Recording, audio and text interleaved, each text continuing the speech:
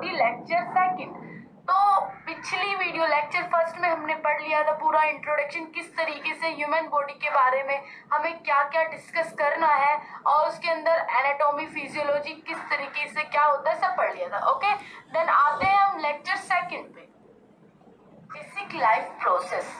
Basic life process के भी कुछ प्रिंसिपल्स हैं जिससे बॉडी वर्क करती है, जिस प्रिंसिपल पर बेस्ड होकर बॉडी अपना वर्क करती है। जैसे कि पहला पॉइंट है responsiveness. It is the body ability to detect and response to changes. अब रेस्पॉन्सिवनेस में क्या है, ये पूरी ह्यूमन बॉडी में जो एबिलिटी है डिटेक्ट करने की और रेस्पॉन्ड करने की, किस तरीके से, जैसे आप एग्जांपल ले लीजिए नर्वस सिस्टम का।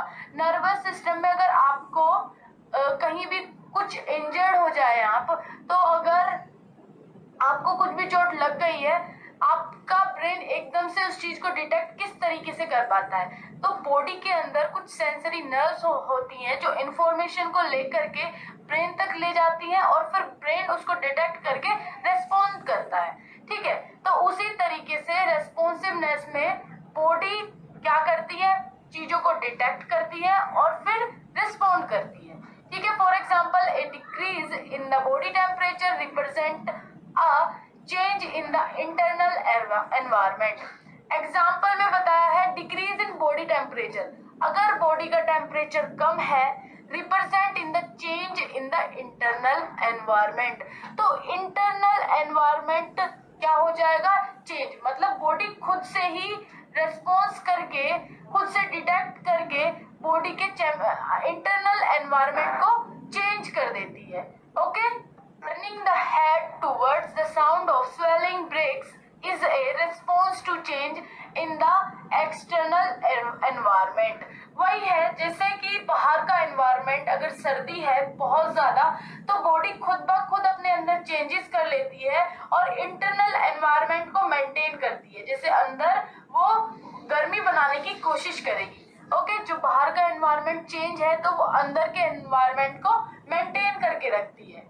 ठीक, नेक्स्ट है different cells in the body responds to internal environment change in the different way। Body की हर जो डिफरेंट सेल्स हैं वो अलग अलग तरीके से रेस्पॉन्ड करती है, अलग अलग वे में रेस्पॉन्ड करती है। एनवायरनमेंट किस तरीके से चेंज हो रहा है तो बॉडी की हर सेल्स अलग अलग वे में रेस्पॉन्स करती है। Okay, for example nerve cell response by generating electrical signals known as action potential. Example में जैसे कि नर्व सेल में क्या जनरेट होता है, इलेक्ट्रिकल सिग्नल्स जनरेट होते हैं जिसको हम एक्शन पोटेंशियल के नाम से भी जानते हैं। ठीक है, नेक्स्ट प्रिंसिपल है metabolism. It is the sum of all the chemical process that occur in the body.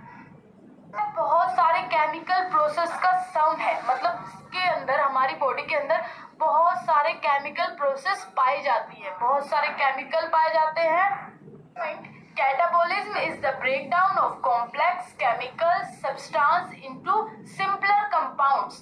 Catabolism भी एक प्रोसेस है जो क्या करती है, बहुत सारे कॉम्प्लेक्स केमिकल्स को छोटे कंपाउंड्स में ब्रेक डाउन करती है। उस प्रोसेस को हम कैटाबॉलिज्म बोलते हैं। Anabolism is the building up of complex chemical substance from smaller compound. Anabolism के अंदर स्मॉलर कंपाउंड से केमिकल कंपाउंड मतलब कॉम्प्लेक्स कंपाउंड बनाए जाते हैं, उसमें अपोजिट हो जाता है कैटाबॉलिज्म में, और एनाबॉलिज्म अपोजिट हो जाता है। ओके, नेक्स्ट प्रिंसिपल है मूवमेंट।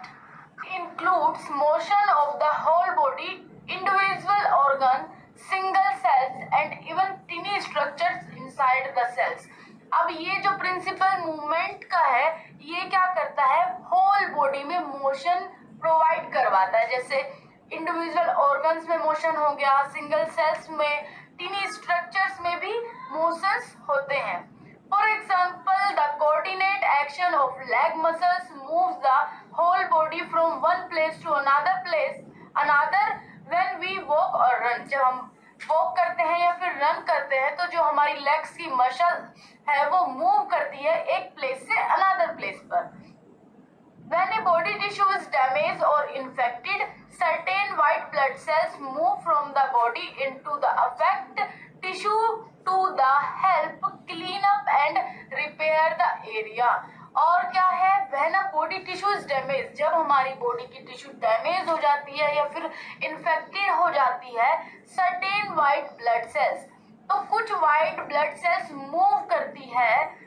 कहां से? ब्लड से वो मूव करेगी इनटू द अफेक्टिव टिश्यू, जहां भी हमें इंजर्ड हुआ है या फिर डैमेज हमारी सेल्स हुई है, वहां पर व्हाइट ब्लड सेल्स जाएंगी और उसको रिपेयर करेगी या फिर क्लीन अप करेगी।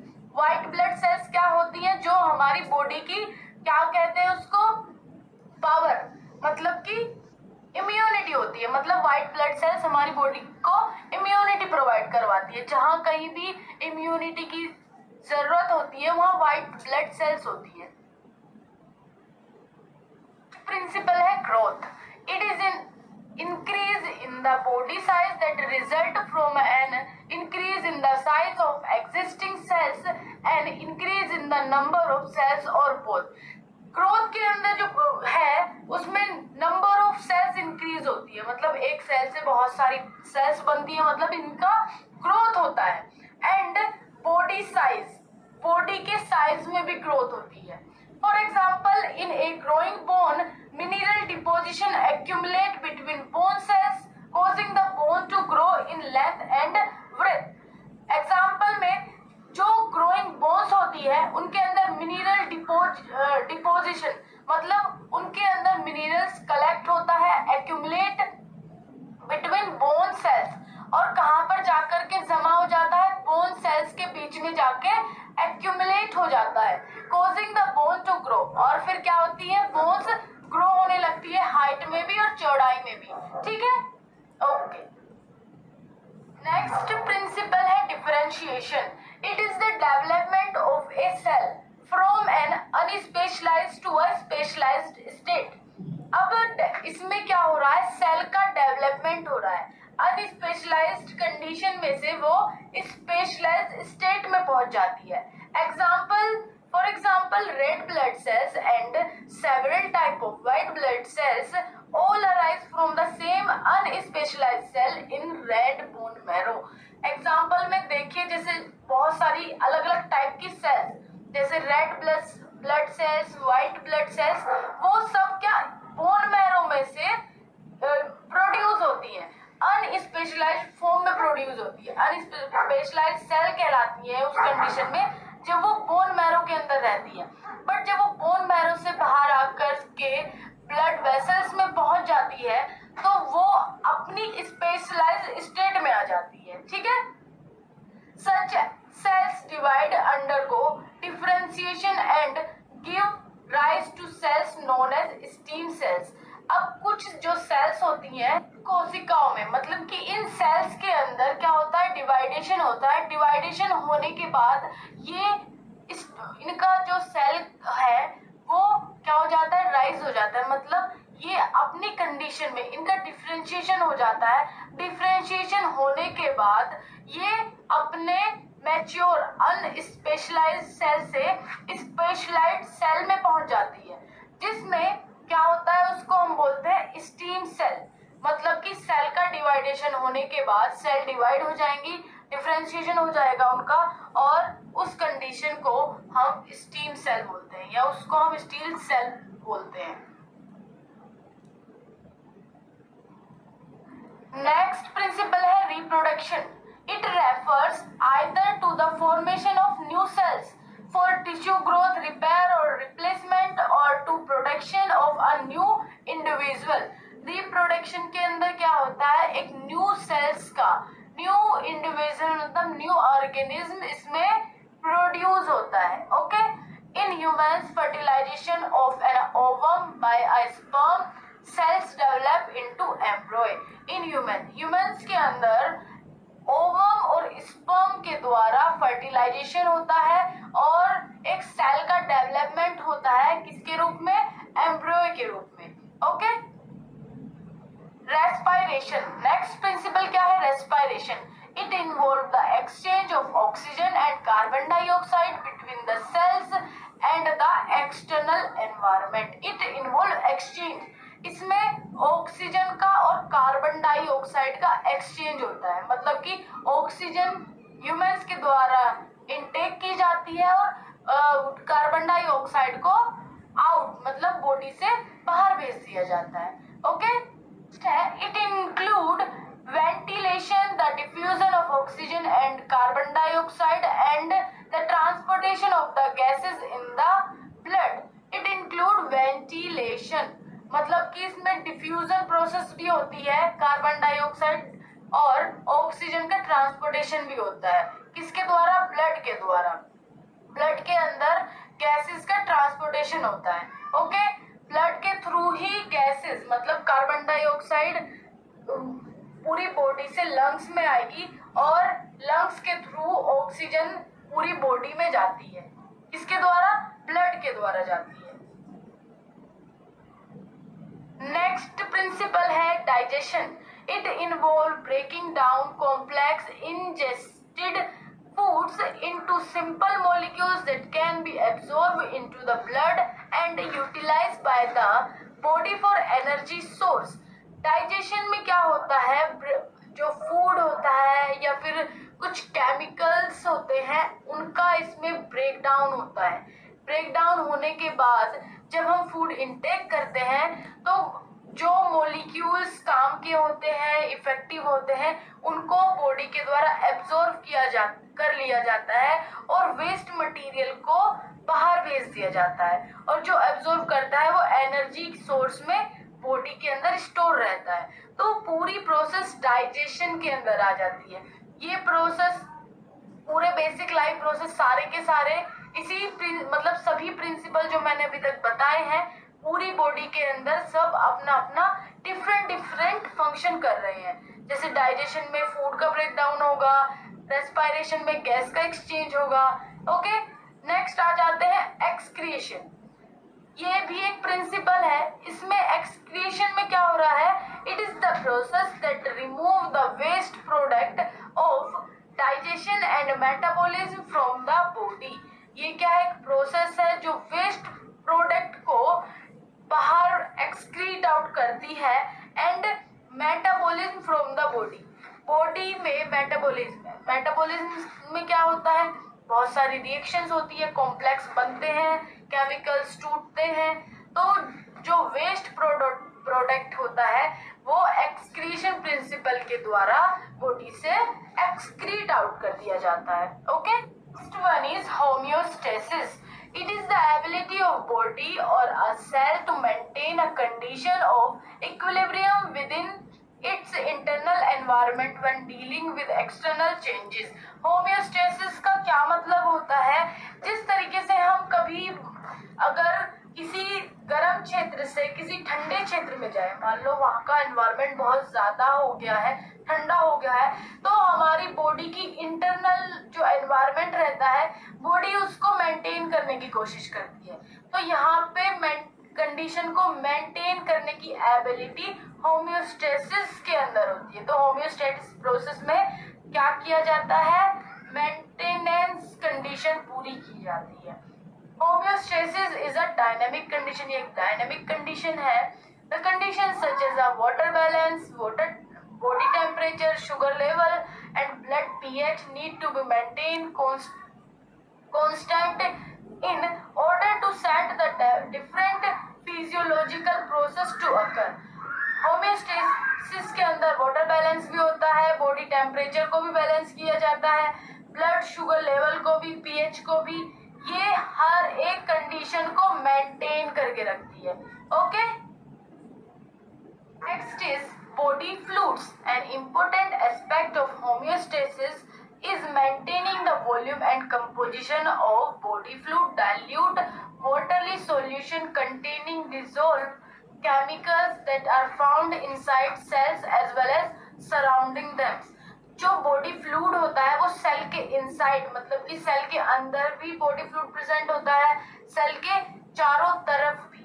और होमियोस्टेसिस कंडीशन इस बॉडी फ्लूइड को भी मेंटेन करके रखती है, उसके वॉल्यूम को और कंपोजिशन को, दोनों को मेंटेन करने का काम होम्योस्टेसिस का ही है। इंट्रासेल्युलर फ्लूइड, जिसे हम ICF भी कहते हैं, the fluid within body cells is called as intracellular fluid. जो बॉडी सेल्स के अंदर फ्लूइड होता है उसको इंट्रासेल्युलर फ्लूइड बोलते हैं। Extracellular fluid ECF, the fluid outside body cells is called as extracellular fluid. जो body के मतलब बॉडी सेल्स के आउटसाइड, बाहर की साइड जो फ्लूइड भरा होगा उसको एक्स्ट्रा सेल्युलर फ्लूइड बोलते हैं। Interstitial fluid, the ECF that fills the narrow space between cells of tissue is called as interstitial fluid। interstitial मतलब बीच में, जो बीच में फ्लूइड भरा हुआ होता है सेल्स के और टिश्यू के बीच में, छोटी छोटी जगह में वो भरा हुआ होता है, उसको इंटरस्टेशियल फ्लूइड बोला जाता है। Okay. Control of homeostasis, the body undergoes constant change as a result of which there is a shift in the equilibrium। जैसे कि बॉडी में कोई भी चेंजेस आते हैं, जैसे अगर कहीं बाहर चले जाएं, सर्दी में चले जाएं और अचानक से बॉडी का टेम्परेचर गिरने लगे, मतलब बॉडी ठंडी होने लगी, तो बॉडी होम्योस्टेसिस क्या करेगा, उस कंडीशन को इक्विलिब्रियम कंडीशन में लाने की कोशिश करेगा। ठीक है, मतलब वो बाहर के बॉडी के टेम्परेचर के अकॉर्डिंग ना हो जाए, जो बाहर का टेम्परेचर रहेगा बॉडी उस टेम्परेचर में ना हो जाए, इसलिए वो जो बॉडी का नेचुरल टेम्परेचर रहता है होम्योस्टेसिस, उसको इक्विलिब्रियम कंडीशन में लाने की कोशिश करता है। ठीक है। Some disruption come from the external environment in the form of instant heat, lack of enough oxygen, all in blood glucose level after speaking breakfast। okay, अब इसमें क्या है, some disruptions come from the external environment। अब कुछ ऐसी चीजें external environment से कहाँ बॉडी के अंदर आती है, जैसे कि बाहर का एग्जांपल लीजिए, आप बाहर अगर आप धूप में जाते हैं, धूप में जाने के कारण आपकी बॉडी बहुत ज्यादा हीटअप हो जाती है, तो उसमें यहाँ पे क्या है, इंटेंस हीट। अगर बॉडी टेम्परेचर बढ़ जाए, oxygen, lack of enough oxygen, oxygen की कमी हो जाए, और अगर आप कभी जंप कर रहे हो, जंपिंग के दौरान ग्लूकोज लेवल डाउन हो जाए या फिर अप हो जाए, वो सब कंडीशन को भी होम्योस्टेसिस कंट्रोल करता है। इट में also occur due to the physiological stress such as demand of work and school। अब क्या है, फिजियोलॉजिकल स्ट्रेस भी इसमें पाया जाता है। इसमें वर्क, कितना लोड वर्क का पड़ रहा है उसके अकॉर्डिंग स्ट्रेस होता है, फिजियोलॉजिकल स्ट्रेस होगा, और होम्योस्टेसिस उसको भी मेंटेन करने की कोशिश करता है। It must case the disruption of homeostasis is mild and temporary and the responses of body cells quickly restore and balance in the internal environment। most case, ज्यादातर केस में क्या होता है, disruption of homeostasis is mild, बहुत कम होता है क्या, it और temporary। जो रेस्पॉन्स बॉडी सेल्स का जो रेस्पॉन्स होता है वो बहुत जल्दी होता है।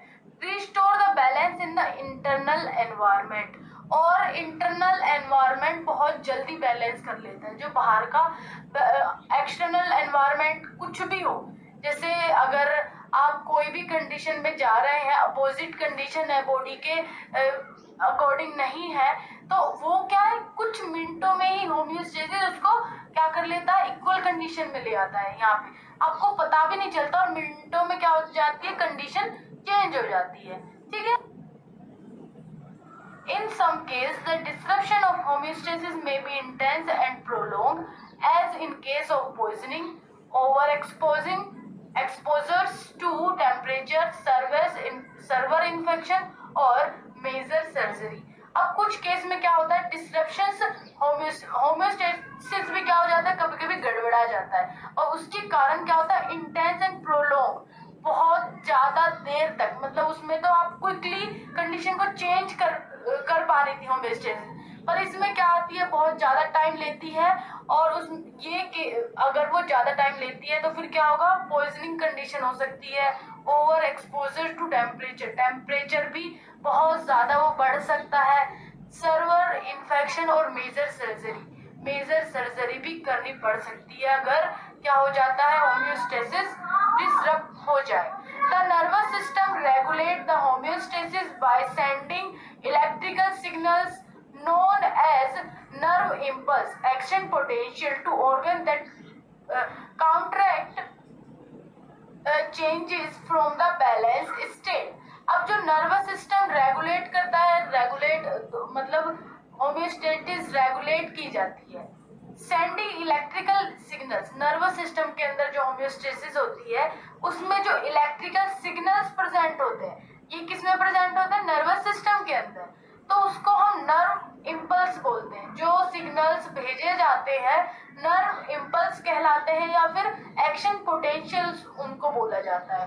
To organ that and contract changes, और वो जो इम्पल्स भेजे गए हैं किसी भी ऑर्गन को, फिर वो जो रेस्पॉन्स करते हैं थोड़ा बहुत चेंजेस ऑर्गन में और इम्पल्स में आ जाता है, तो उसको भी बैलेंस्ड स्टेट में कौन लाता है, होम्योस्टेसिस लाता है।